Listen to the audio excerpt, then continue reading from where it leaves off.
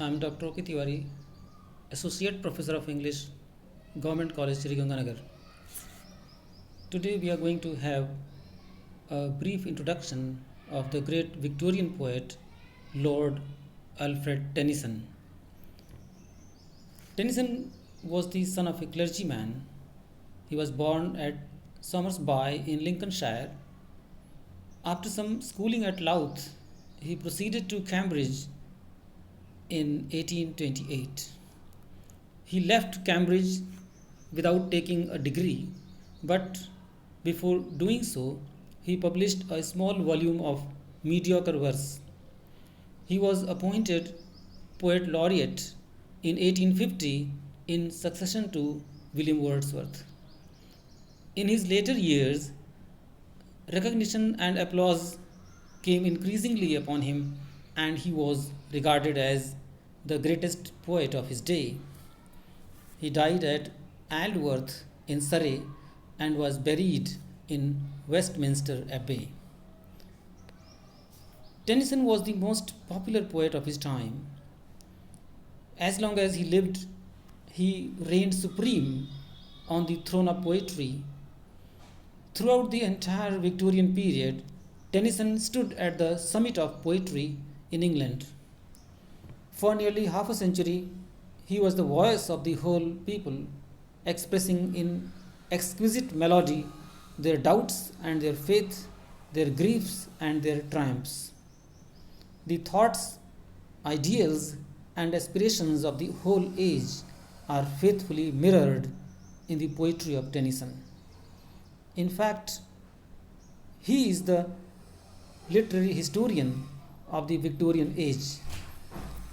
Tennyson wrote several volumes of verse, but the more important of his poems include The Lotus Eaters, Ulysses, Break, Break, Break, Locksley Hall, The Lady of Shalott, The Princess, In Memoriam, The Charge of the Light Brigade, Maud, Idylls of the King, Enoch Arden, To Virgil, and Crossing the Bar.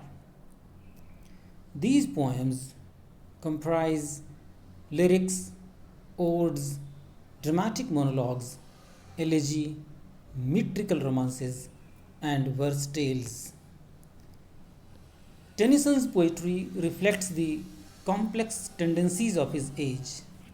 His poem Princess discusses the position of women in the society.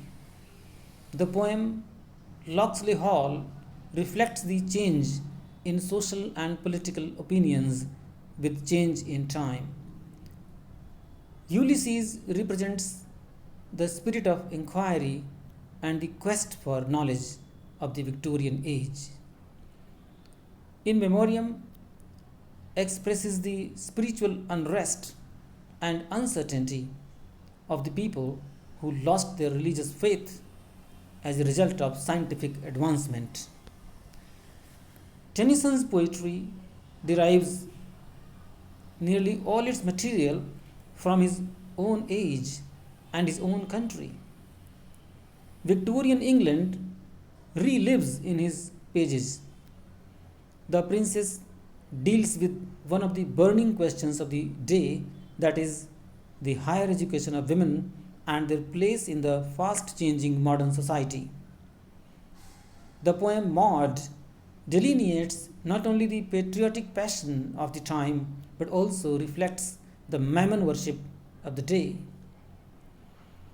In the Idylls of the King, while the medieval machinery is retained, the old story is turned into a parable, the lessons of which have a direct bearing upon contemporary life. Tennyson is a great representative poet, but he is still greater as an artist. The chief elements of his poetry are a minute observation of nature, appreciation of all that is most picturesque in the literature of the past, an exquisite precision in the use of words and phrases, an avoidance of the commonplace, and the subtle melody of his diction. Tennyson is a great and original nature poet. The impact of contemporary science on him can be seen in the minuteness and exactness of his observation. His view of nature is full of the brutal struggle for existence. He finds nature red in tooth and claw and doesn't paint her as a kindly mother. As a thinker, Tennyson lacks originality and depth. This aspect of his poetry has done the greatest harm to his reputation. According to Compton Rickett, no poet was more exercised by religious problems than he, and no poet was more sensitive to scientific thought than he.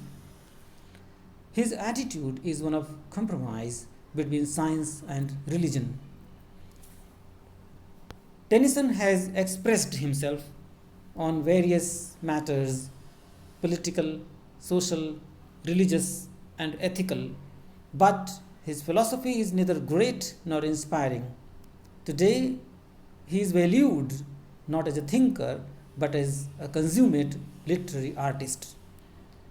To his contemporaries, he was a demigod, but younger men strongly assailed his patent literary mannerisms, his complacent acceptance of the evils of his time, and his flattery of the great. Thank you.